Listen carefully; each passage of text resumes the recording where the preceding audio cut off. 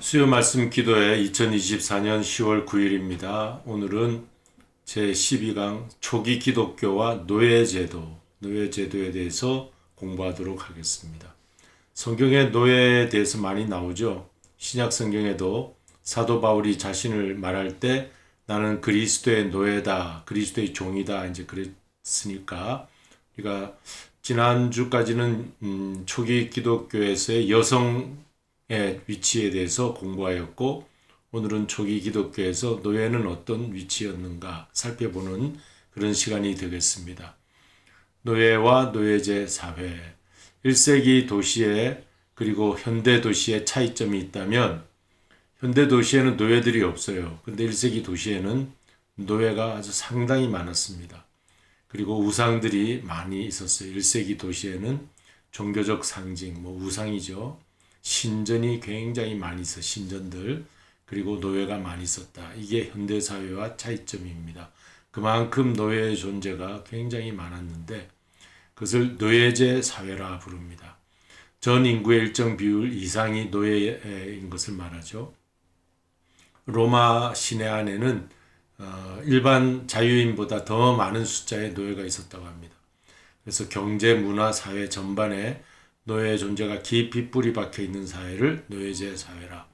오늘 현대 사회는 거의 노예제 사회가 사라졌고 이제 그 고대 그리스 로마 시대가 노예제 사회였고 18세기, 19세기 브라질, 우리나라도 어쩌면 조선시대가 노예제 사회, 노비들이 많이 있었죠. 그렇게 부를 수도 있겠습니다. 그리고 카리브해 지역, 아이티라든지, 그리고 이제 그 중남미 지역, 그런 곳을 말하죠. 거기에 아프리카 식민지에서 건너온 사탕수수 재배를 위해서 부렸던 노예들이 많이 있었어요. 그 근세 북미 지역, 이제 모카솜 따는 그런 일들을 위해서 이제 노예들이 많이 필요했죠. 그래서 이 대표적 노예자 사회라 부른다. 로마 사회에서 노예를 소유하는 것은 현대인이 자동차를 소유하듯 아주 흔하고 자연스러운 일이었다고 합니다. 우리가 생각할 때 인간이 인간을 어떻게 종으로 삼고 부릴 수 있는가 하지만 오늘날 시대도 어쩌면 저 강남에 필리핀에서 온 여성들이 강남 그 아이들 돌보는 그러한 일을 가사 도우미로 많이 들어오고 있다고 하죠. 어쩌면 현대판 노예라고도 할 수가 있겠습니다. 그처럼 로마 사회에서 노예 소유는 흔한 일이었다. 현대인들이 자동차 몰고 다니듯이 미래에는 로봇 시대 로봇을 데리고 청소도 시키고 로봇을 심부름 시키고 그러겠죠.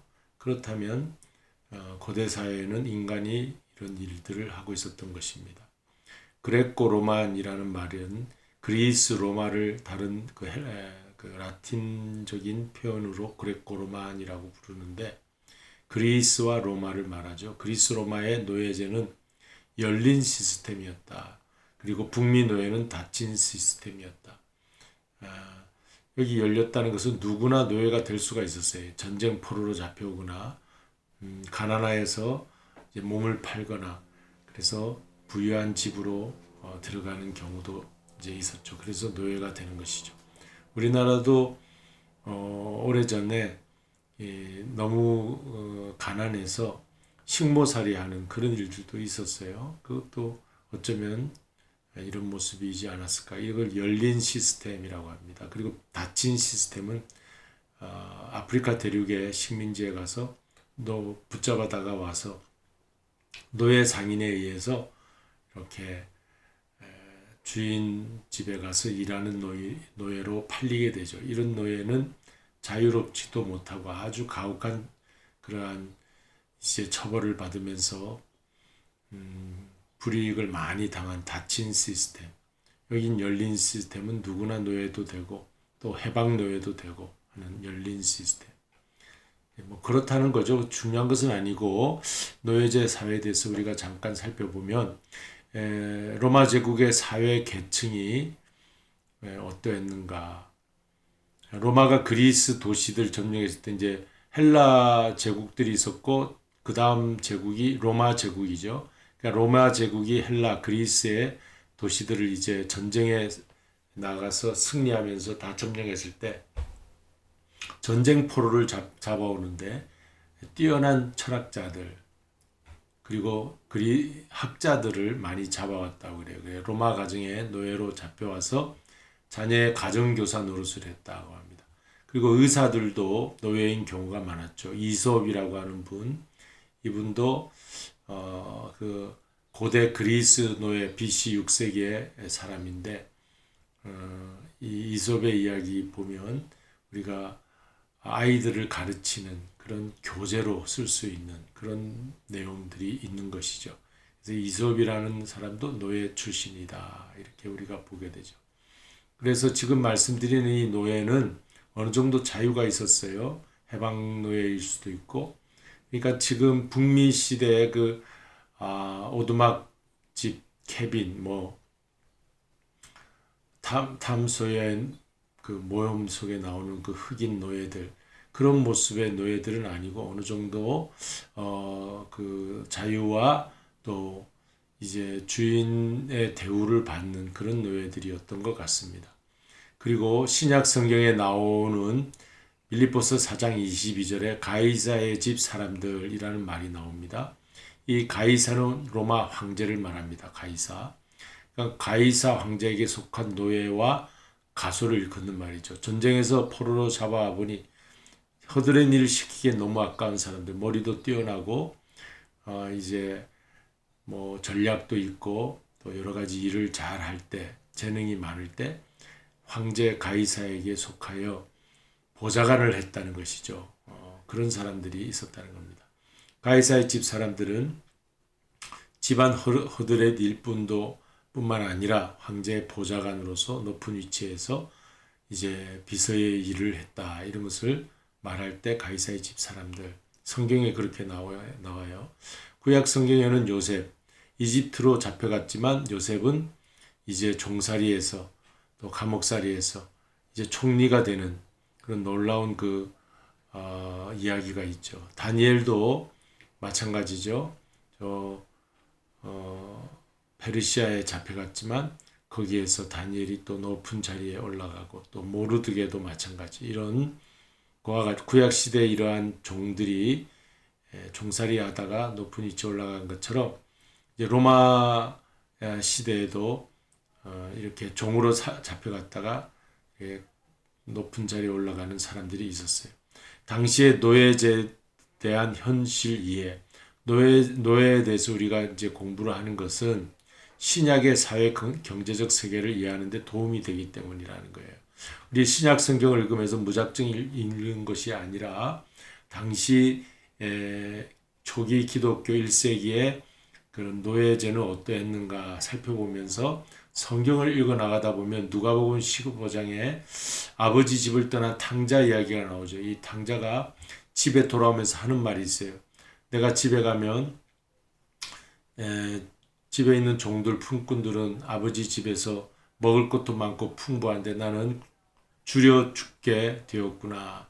이 자유인 아들이 너무 힘들어서 토로하는 그 이야기입니다. 집안에 있는 종들 품꾼보다 더 상태가 안 좋다 이런 말을 할 때 우리가 당시 노예제의 종들 품꾼들은 어떠한 위치였는가 자 이런 내용들을 살펴보면서 어느 정도 자유도 있고 자기 할 일도 있고 그 집안에서 아주 늘 매질만 당하고 그 피투성이가 되고 흙더미에 뒹굴고 하는 그런 우리 노예를 생각하잖아요. 노예라고 그러면 그렇지 않다는 것이죠.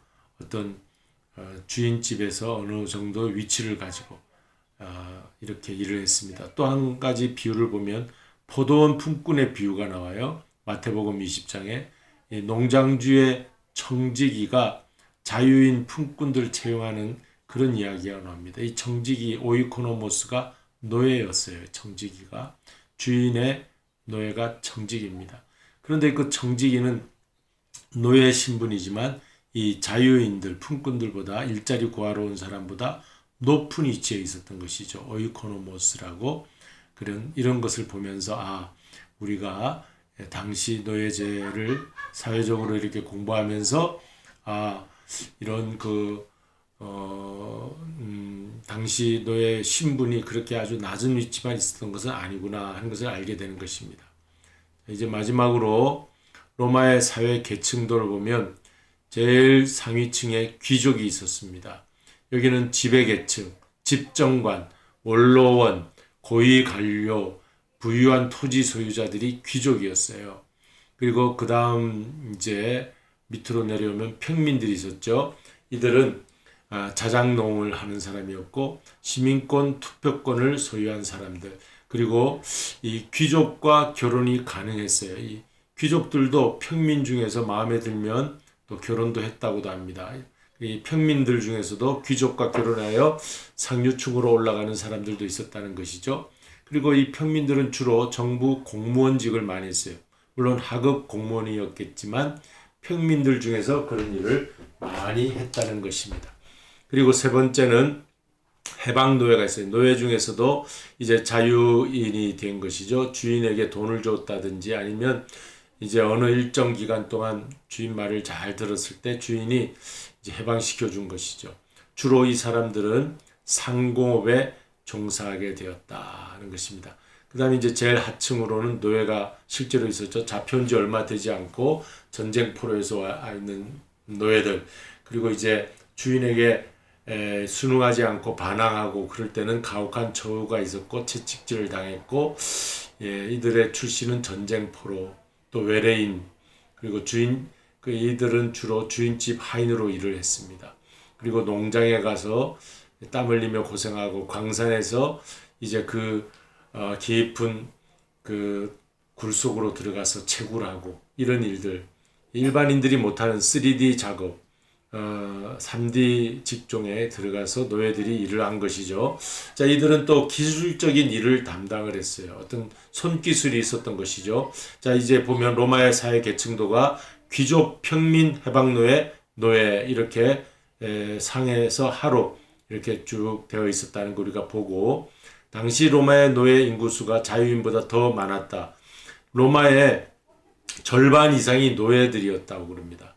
그리고 로마의 한 주인이 노예 400명을 거느렸다는 기록도 이제 그 당시 역사가들의 기록에 이렇게 400명이나 거느렸다. 큰 대저택에 음식 요리 준비하는 사람들, 파티를 준비하는 사람들, 친구 정리하는 사람들, 뭐 잔디밭을 깎는 사람들 많이 있었겠죠. 주인의 신발끈을 풀고 또 발 씻어주는 그런 사람들, 수건을 수건을 이제 허리에 두르고 이제 주인이 바깥에서 들어오면 발을 씻어주죠.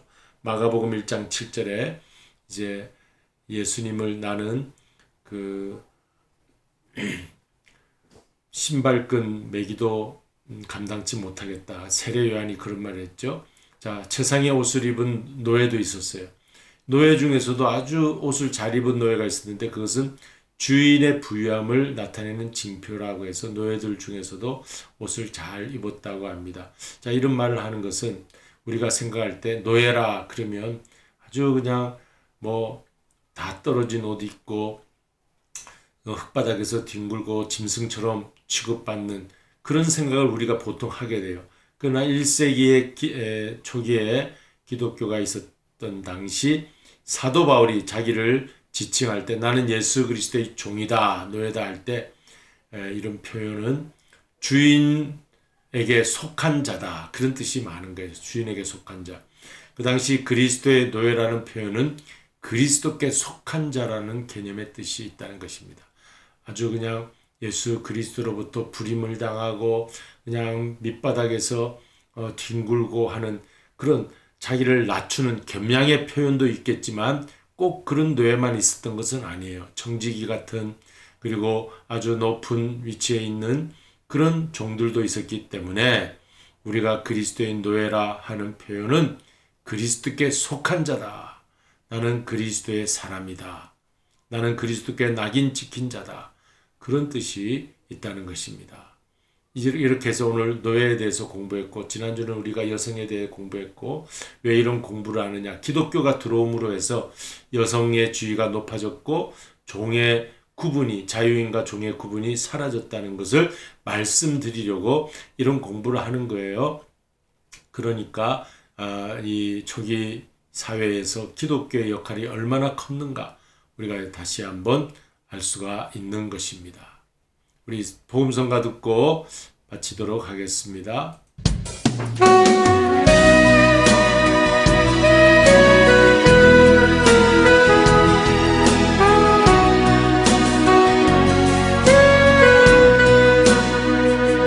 나에게 건강 있는 것 주님이 알아준 것인데, 나에게 지식 있는 것 주님이 알아준 것인데,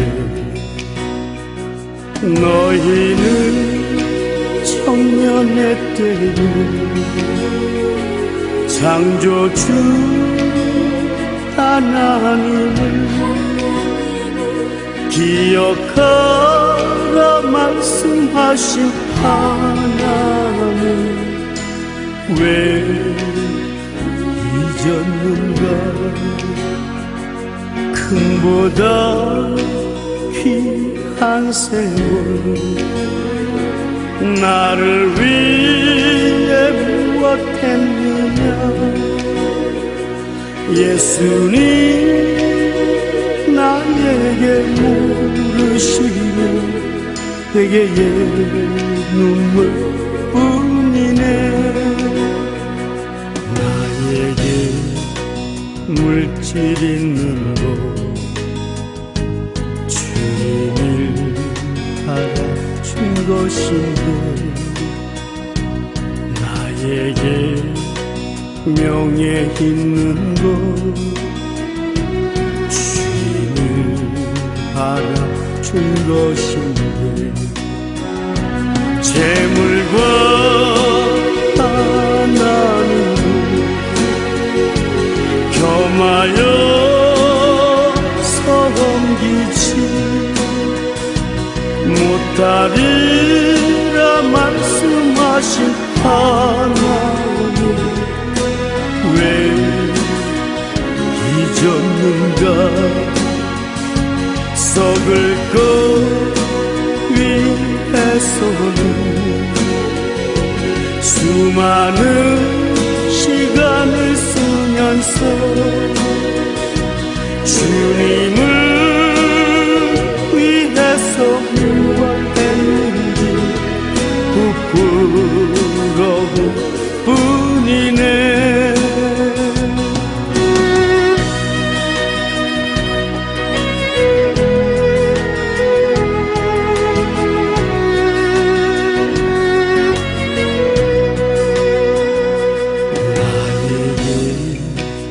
하나님 안에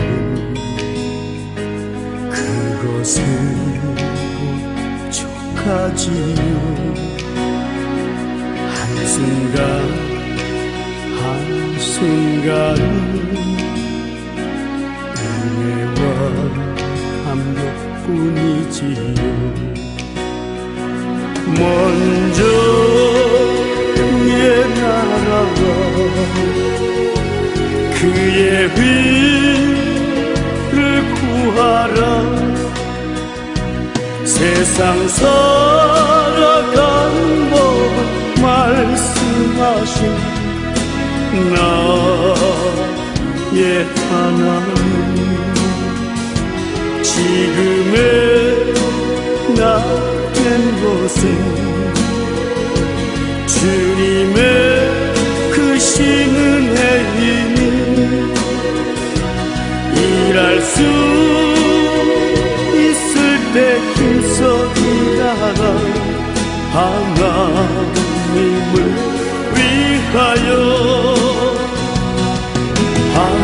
하나님을 위하여 하나님을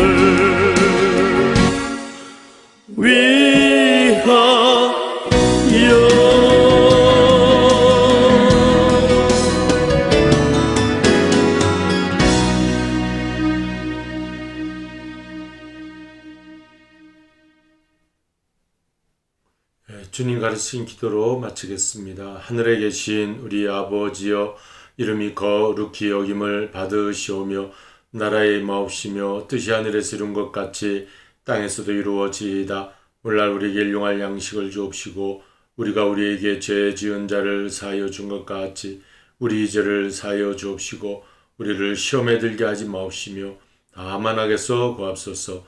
대개 나라와 권세와 영광이 아버지께 영원히 있사옵나이다. 아멘.